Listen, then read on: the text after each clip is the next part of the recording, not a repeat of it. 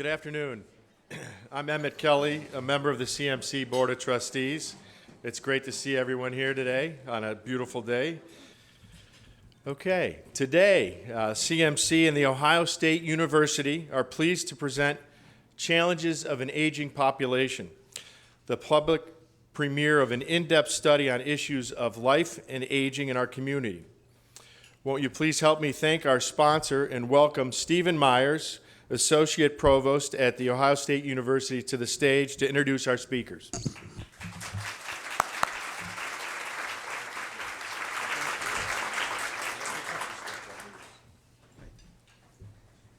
Thank you, Emmett.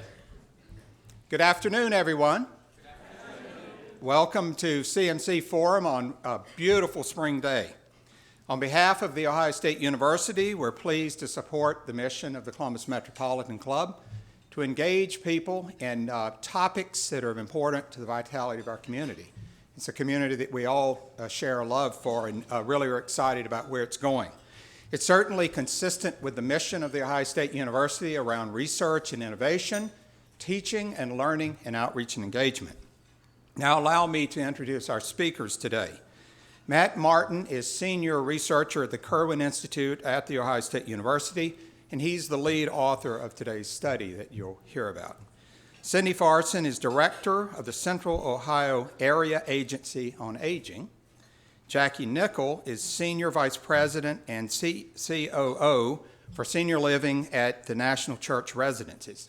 And I found out just a minute ago, today is her 3-month anniversary of moving here from South Dakota. So let's give Jacci a welcome.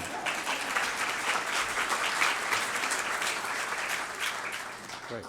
And Lisa Courtice is Executive Vice President for Community Research and Grants Management at the Columbus Foundation. So to kind of give you an overview of today's forum, Mark will provide a summary of the key findings of the study, and then Lisa will lead a discussion. At this time, Mark, turn the podium over to you, and let's join me in giving our panel a warm welcome.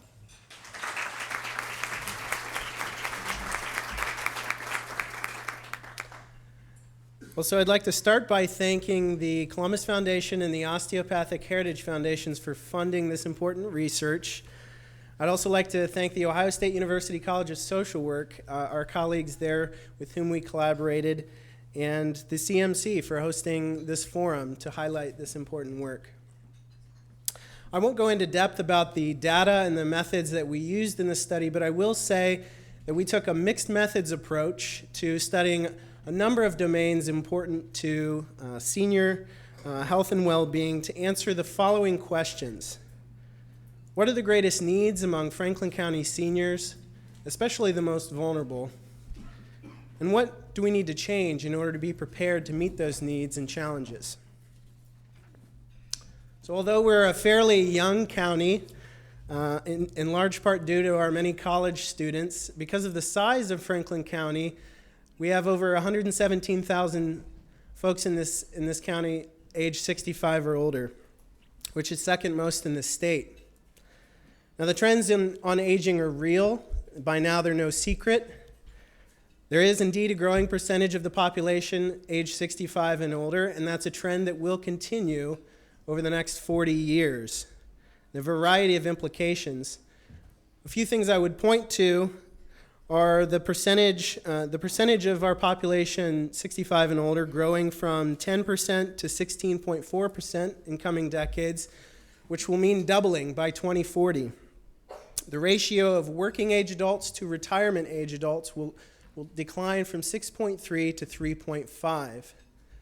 And lastly, our senior cohorts have been, like the rest of our population, increasing in racial diversity, and when we look at poverty rates among different generations, they indicate that our senior cohorts may also be experiencing growth in poverty.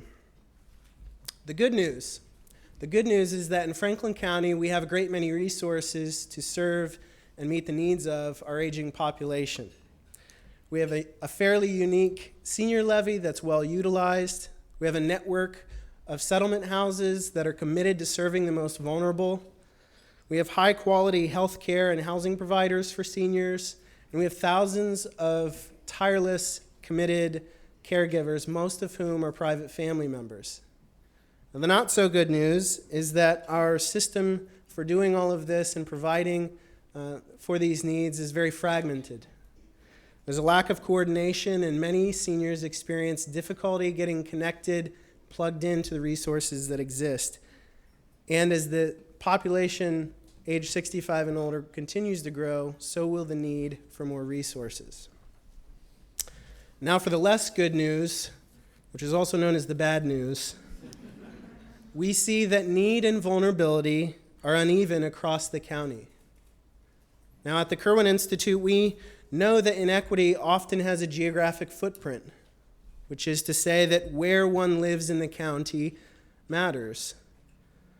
We looked at literature and to local experts and service providers to identify who are the most vulnerable seniors in our community. We converted these answers and variables into an index and a map that is one of a kind that illustrates not only where the highest densities of seniors living in our county exist, but where also are the highest degrees of vulnerability. And so this map points out those areas in our county where the highest concentration of our most vulnerable seniors live. And one of the things that this map shows is that vulnerability does not follow a particular development pattern. We see vulnerability in suburban communities, we see it in urban communities. It also points to the need to develop more livable communities. One of the things that we see about this map is that it closely resembles that of the infant mortality map here in Franklin County, which suggests that investments in one vulnerable group can help other multiple groups, multiple generations, and indeed the whole population. We need to make interventions that draw connections between the cradle to the grave, and make intergenerational, multi-generational investments that are integrated and coordinated.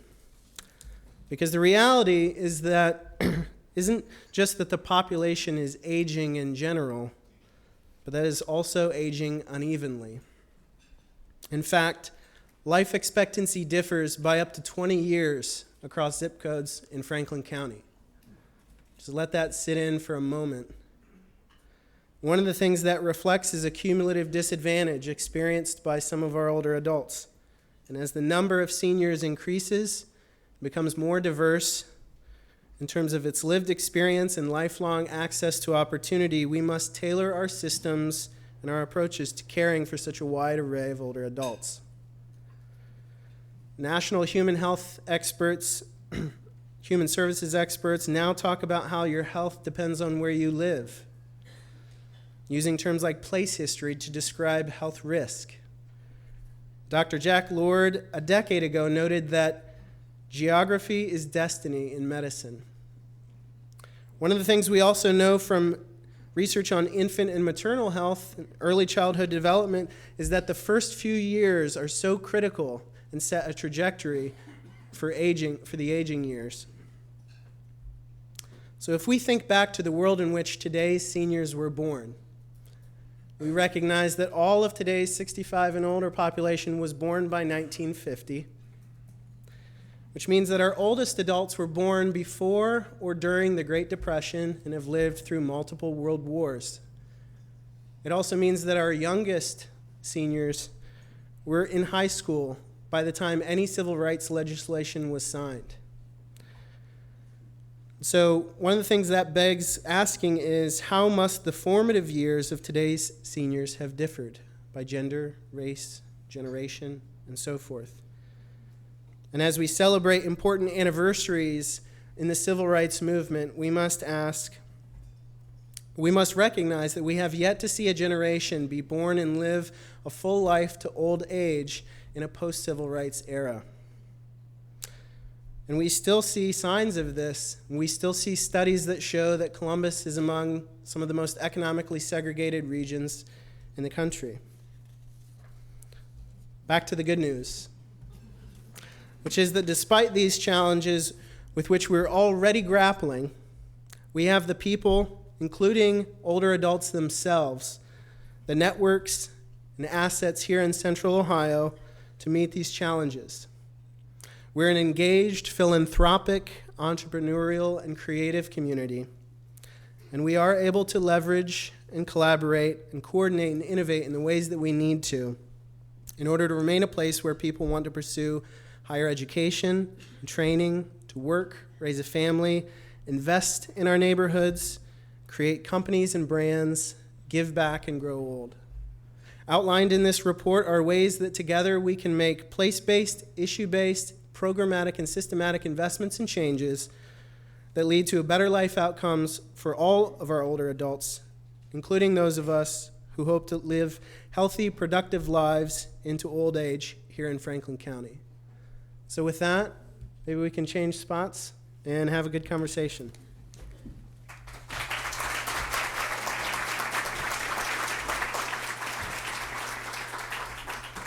I'm sorry, I drank your water. Thank you, Matt. The Osteopathic Heritage Foundation and the Columbus Foundation values collaboration and partnership, and we are pleased to partner to support this important research as a contribution to our community's understanding of the complex, interrelated issues and possible solutions associated with healthy aging. The Kirwan Institute is commended for the development of the Senior Vulnerability and Density Index, which confirms, at a neighborhood level, where the most vulnerable seniors live. This index can help inform future service delivery, programming, funding, and outreach to help the most vulnerable seniors in our community. We look forward to monitoring and being involved in our community's progress in addressing issues facing vulnerable seniors, including housing, healthcare, transportation, caregiving, among others. As a special thank you to the many leaders, please, I want to extend on behalf of the Osteopathic Heritage Foundation, Kirwan Institute, and the Columbus Foundation, a special thank you to the many leaders who have joined us today, who gave generously of their time and expertise to help inform the research. In the coming months, the two respective foundations will bring together local experts on aging, and together we will examine the research findings and discuss strategies for strengthening our community for seniors.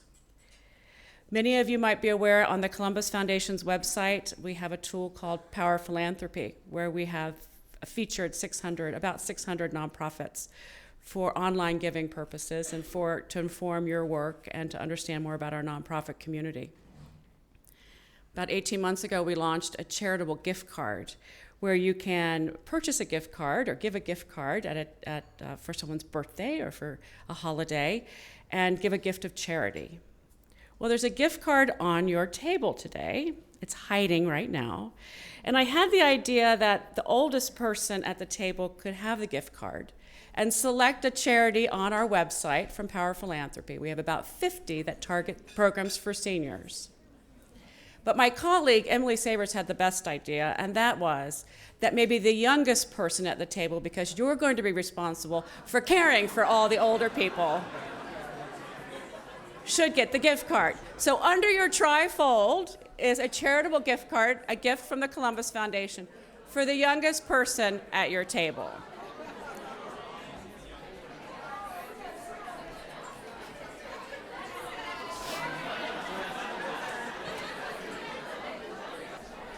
Great, let's start our panel discussion.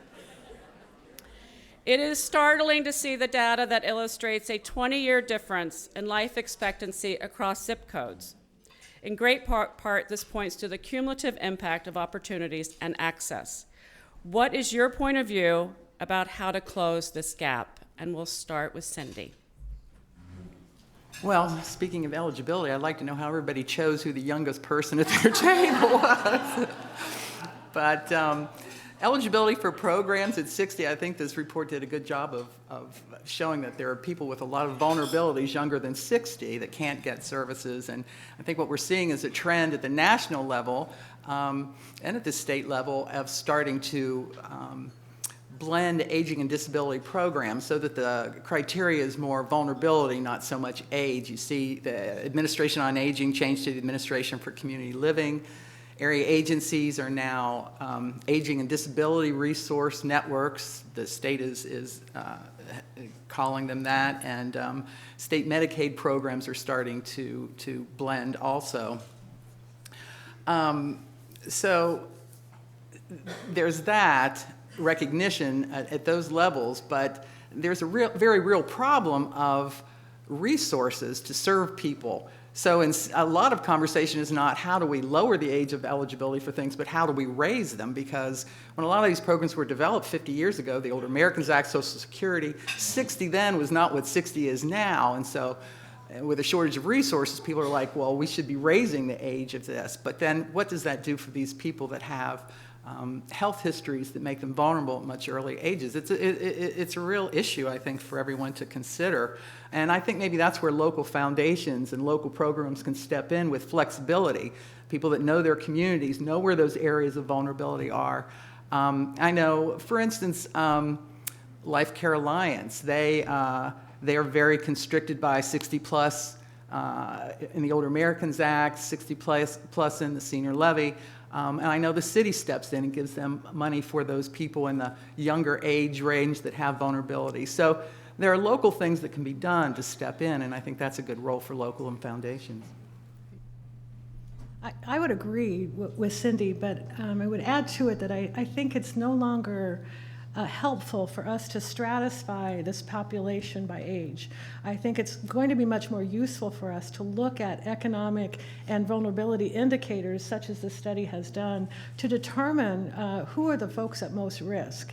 It really doesn't matter if you're 60 years old, brittle diabetic, perhaps with a below-the-knee amputation. You need access to health services just as an 85-year-old in the same condition. I don't think age is going to be the best determinant of where we begin to provide public funding and public services into the future. I think we're going to need to move to recognizing vulnerability and those individuals who are at risk for utilizing our healthcare services. Matt? Yeah, well, one of the things that we always point to is the need for holistic intervention. And what was striking to me in this research study was one of the folks we interviewed she's an older woman, but she's a family caregiver. And when we asked her about her ideas for intervening and that sort of thing, one of the first things she said was improvements in the public schools, which was kind of surprising to us, but she was making the connection between the education and those formative years and the kind of job opportunities and career and therefore health care that folks would have access to later in life as older adults. So,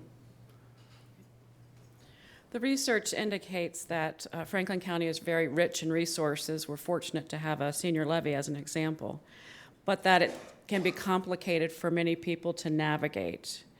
So how would you better coordinate and improve the effectiveness of these resources, and what is your charge to the community that would result in better coordination?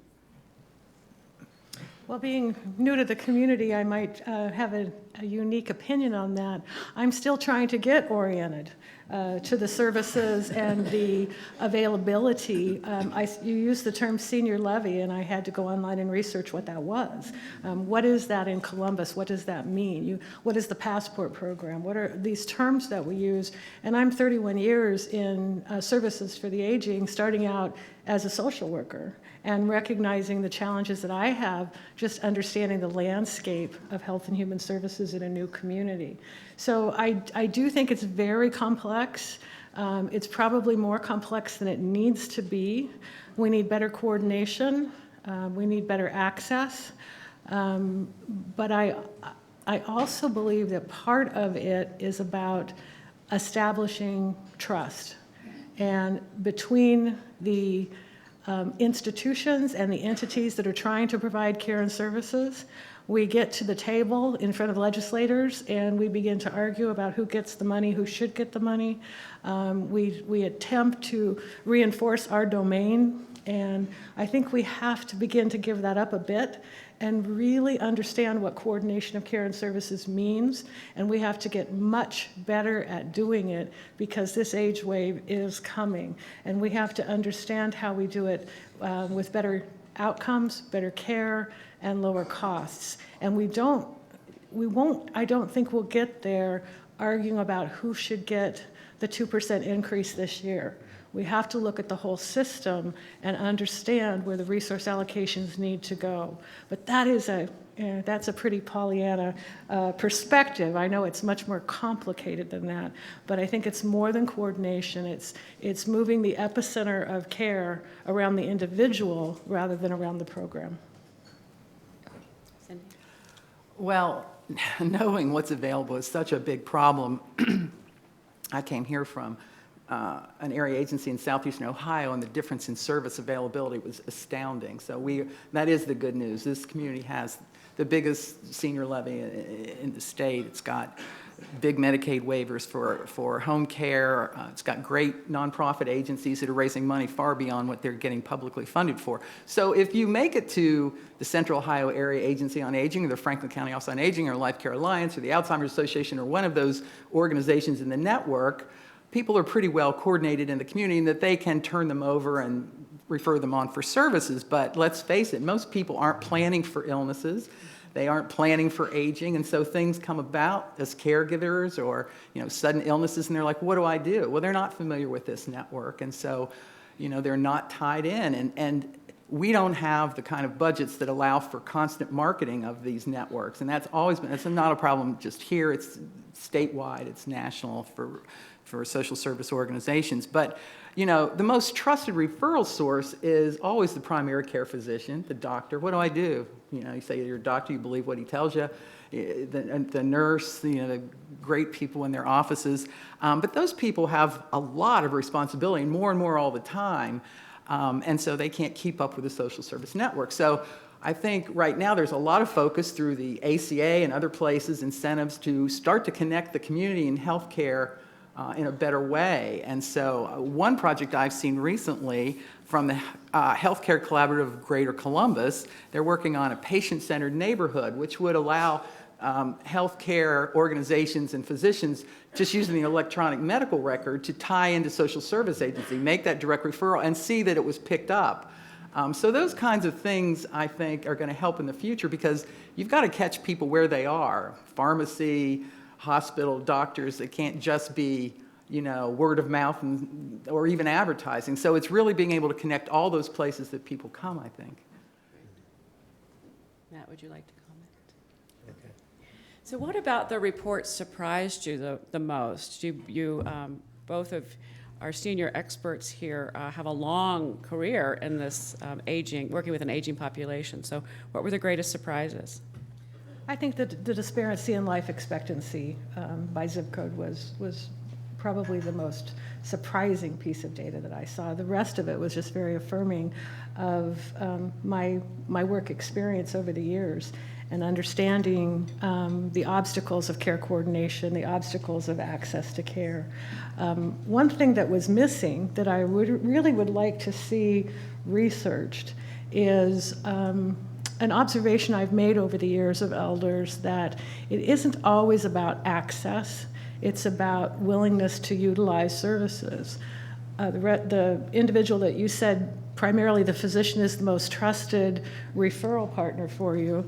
In our affordable housing communities, we instituted a program to a self-reported database called Care Guide, where we go into our affordable housing communities and interview our residents and understand how they perceive their health conditions and collect demographic data on them. And one of the surprising results of gathering that information was the high percentage of folks living in our affordable housing communities with National Church residents that hadn't seen a doctor in 12 to 18 months and really didn't have a relationship with a primary caregiver. And the Affordable Care Act says that primary care is going to be that place of first entry into healthcare, and yet it's kind of astonishing to see that many of our elders don't have relationships with primary care. And I think it's I'd love to see it studied. National Church Residents launched a program that was quite innovative, and I was very excited to learn about it as I moved here from South Dakota, where they placed primary care physicians and nurse practitioners in our in our affordable housing locations and in our adult day centers. And it worked well in some communities. It worked very well in our permanent supportive housing for the formerly homeless. But where we're struggling with it, very surprisingly to me, is in affordable housing.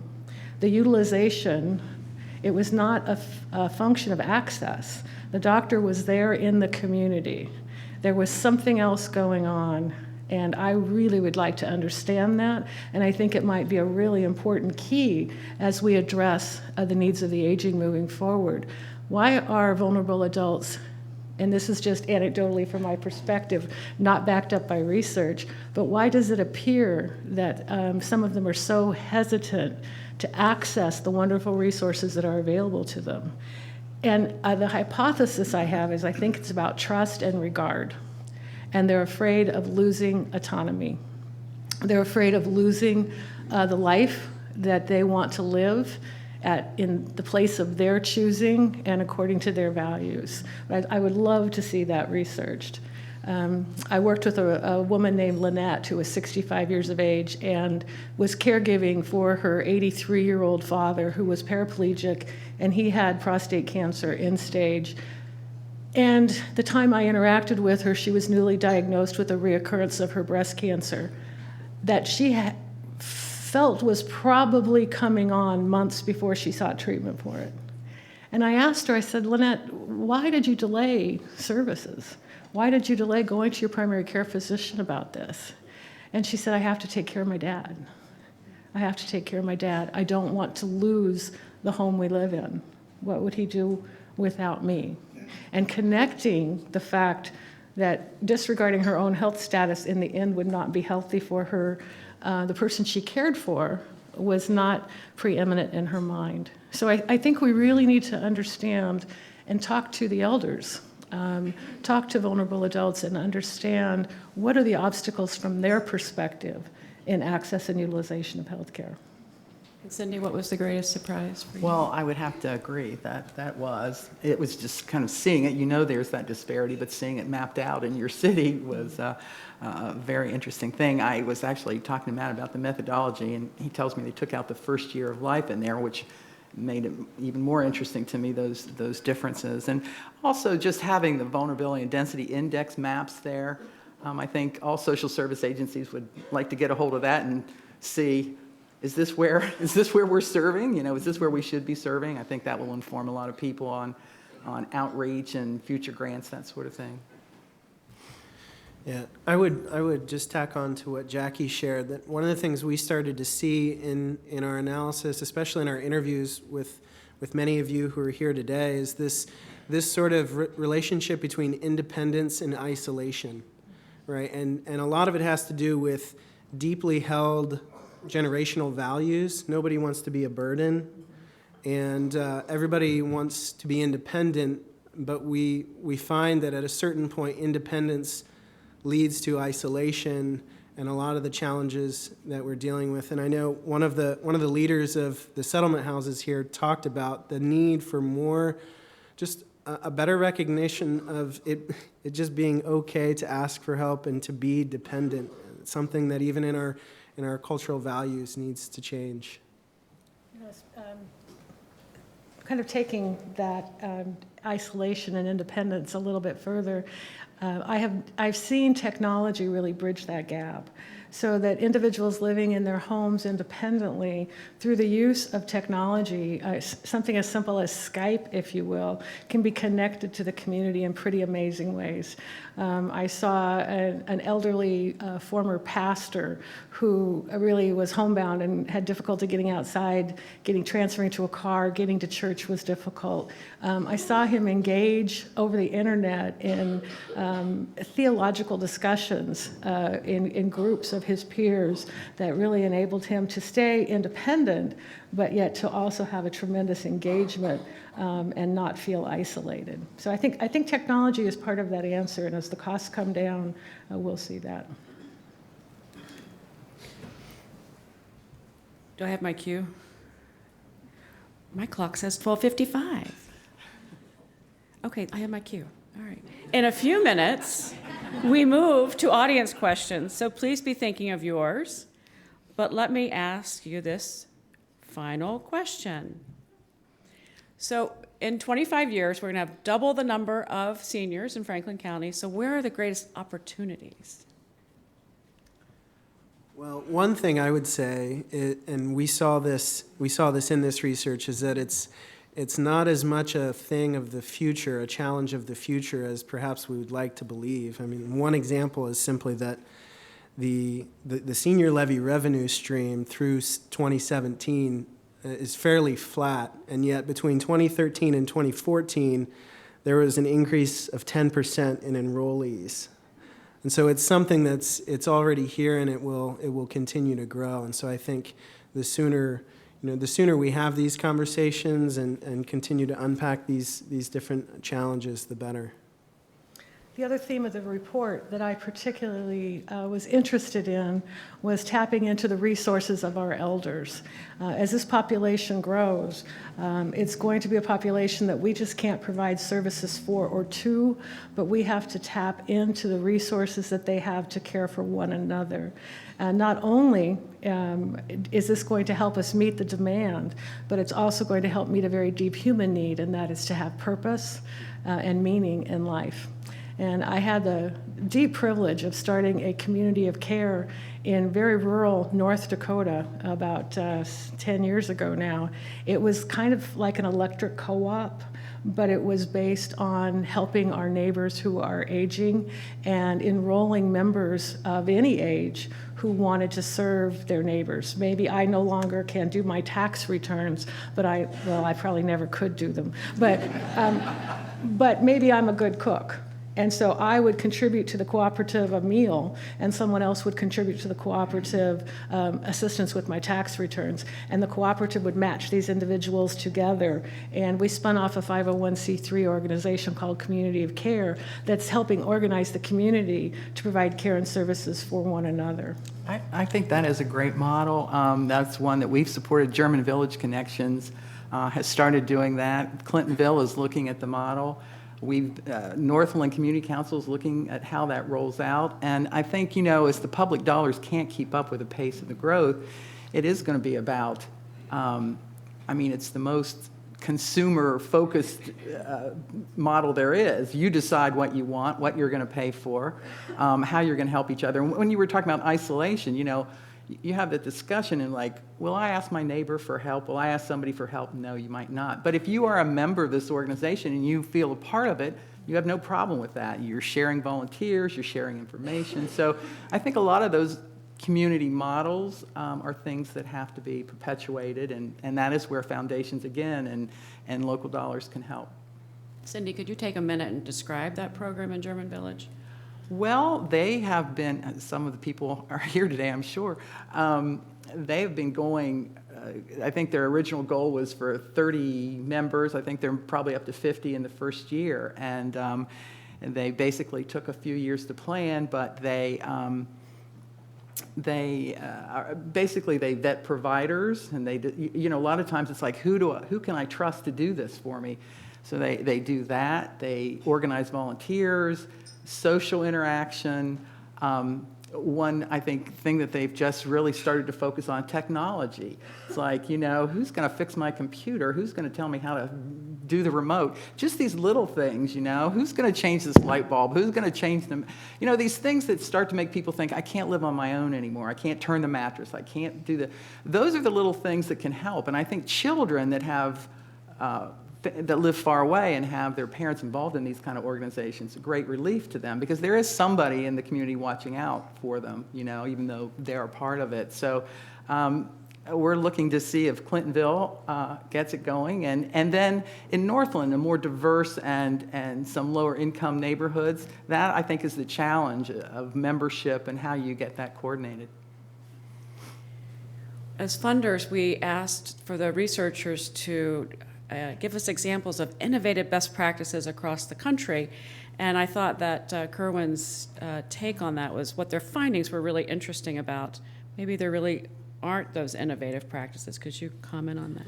Yeah, well, one of the things we know is that we've never had to think about caring for 85-year-olds before. And in a lot of ways, this is kind of the first time in human history, even when we've had this many aging folks to care for at once, because indeed some of us are living longer. And so, yeah, when we look back at the track record of research and best practices, we're setting that up right now. We're establishing that in this generation and this time.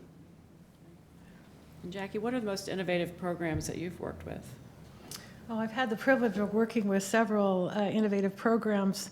One particular one that I was an executive sponsor of was a program that looked at how we leverage sensor technology, or smart houses, if you will, sensor technology and telehealth technology in a client's home, both inside an episode of care with a home health agency, but particularly what I was interested in when they were outside any formal caregiving entity. So they weren't receiving home health services, they weren't in an assisted living, they were in a period of what we call self-care.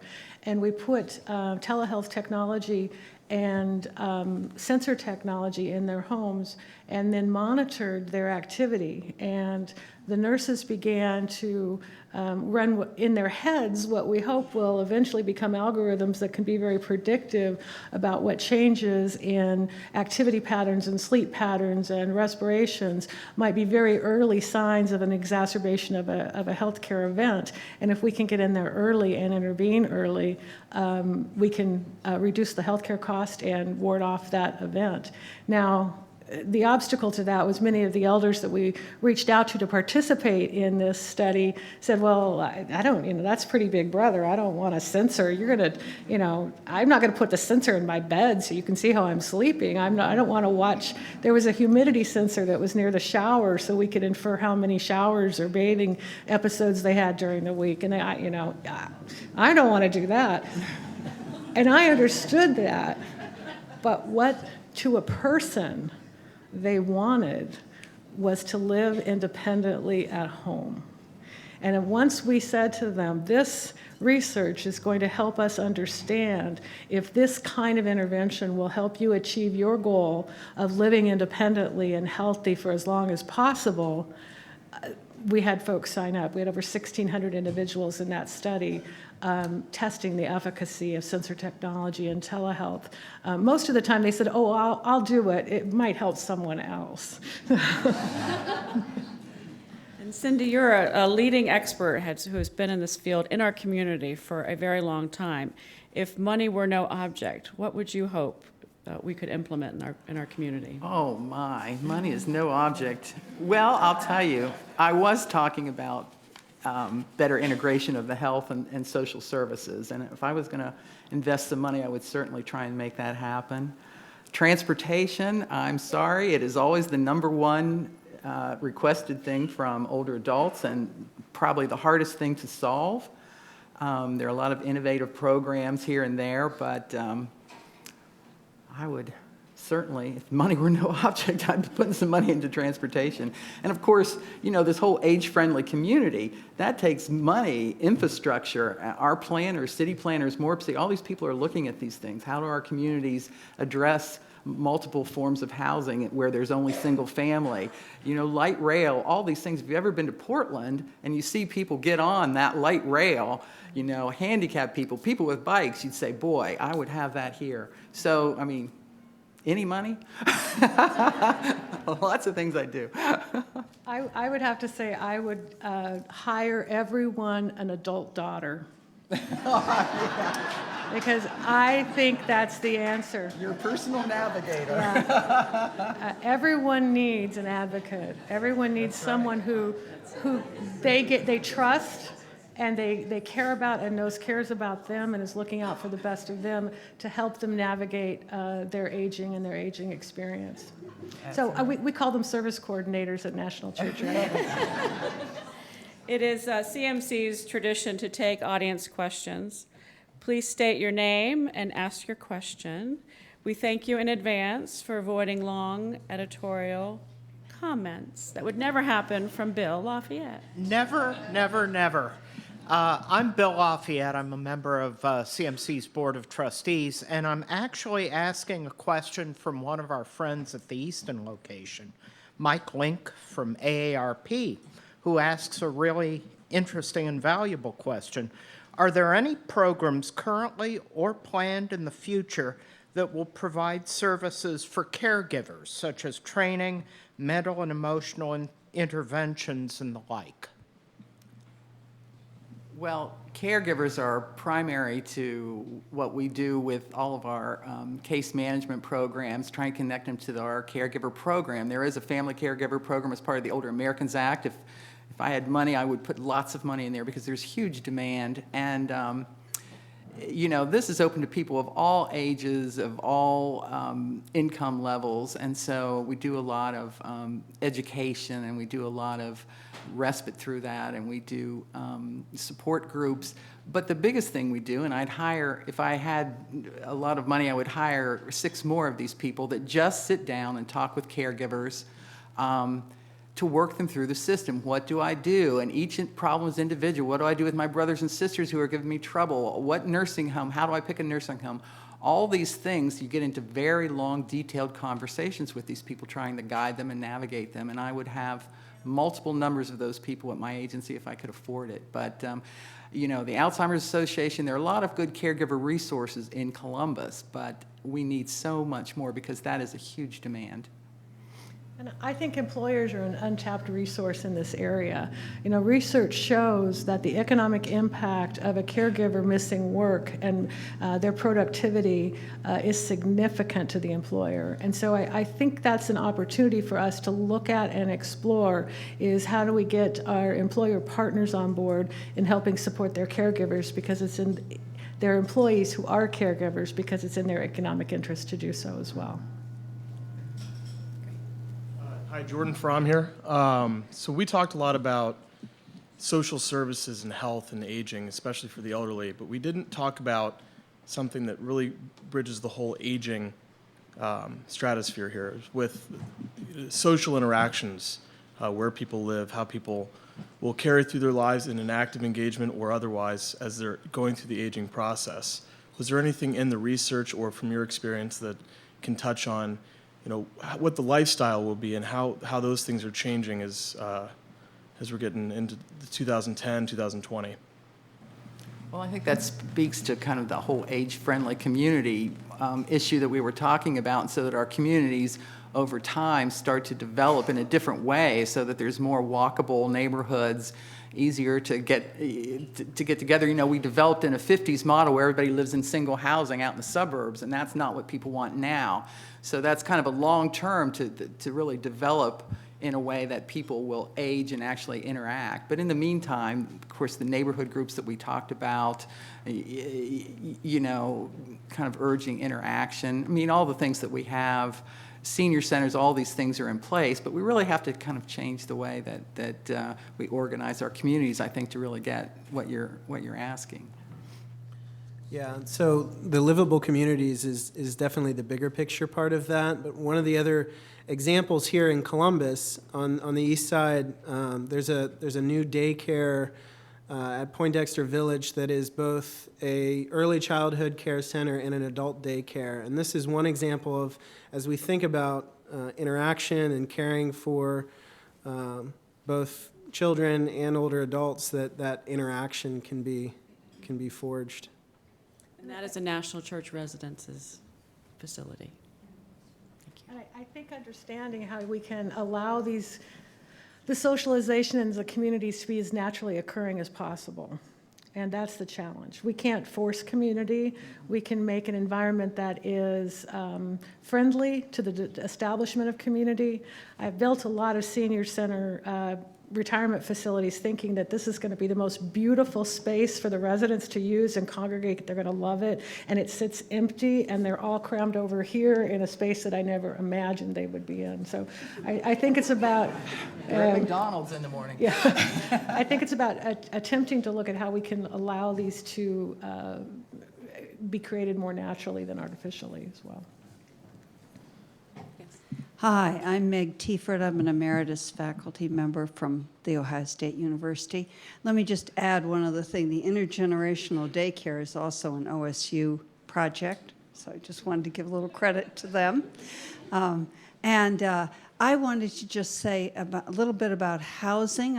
Matt, did you look at housing? Because a lot of our housing does isolate people because it's not very accessible, and we're going to continue to live in that housing because that's the housing stock that we've got right now. So I wondered if you'd address that issue. Yeah, so housing was one of about 6 or 8 different factors that we looked at that are really important. And one of the big takeaways from that focus on housing was that we need to maybe think differently a little bit about what it means to age in place, right? And so instead of thinking solely about aging in the same structure that you've been living in for years, be thinking about aging in the same community, aging where you want to age, as we heard one affordable housing developer talk about. So that's housing is a big part of this. It also, housing was where we saw this idea of independence and isolation most critically. So yeah, it's an important thing to consider what you just shared. One more question. Hi, my name is Lauren Sutherland, and I'm an emergency medicine physician at OSU. And so I am in a unique perspective to see all the people who don't see their primary care doctor until they fall and break their hip, or until their blood pressure is 220 and they have a stroke, and to see them when they are at their most vulnerable. And I feel that so often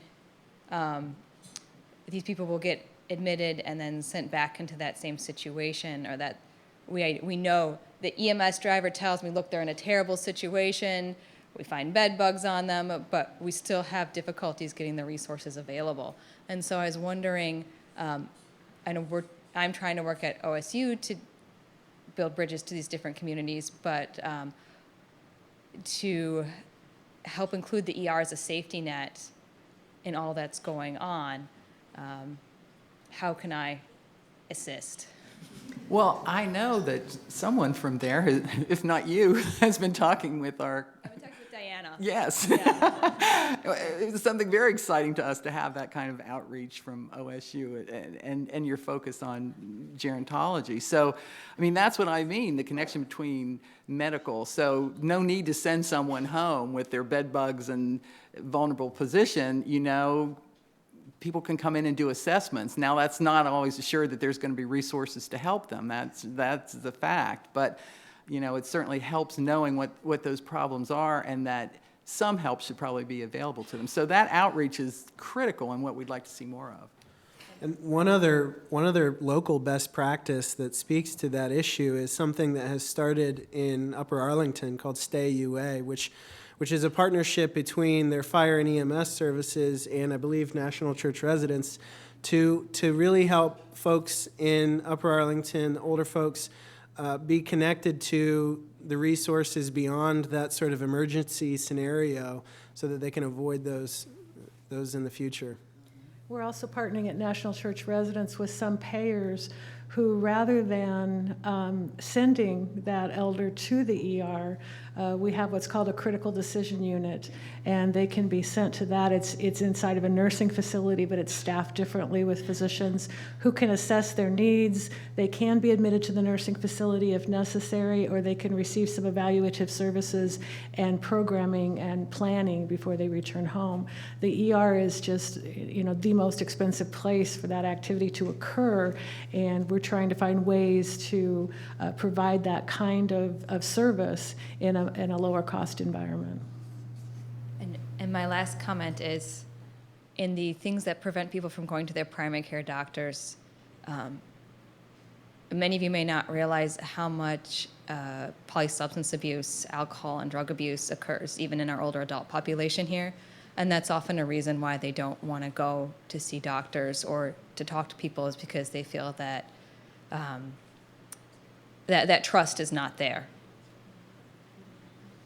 Thank you. So if that could be kept in mind as resources are developed.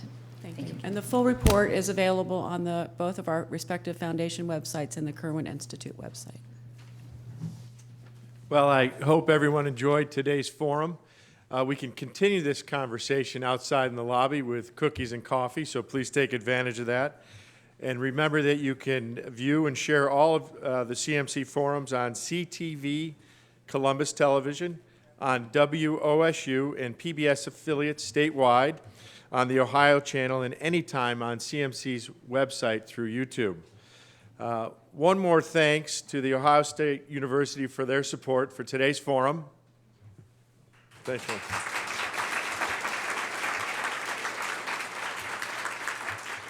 And tremendous thanks to our speakers and panelists, Matt Martin, Cindy Farson, Jacci Nickell, and Lisa Courtice. Thank you so much.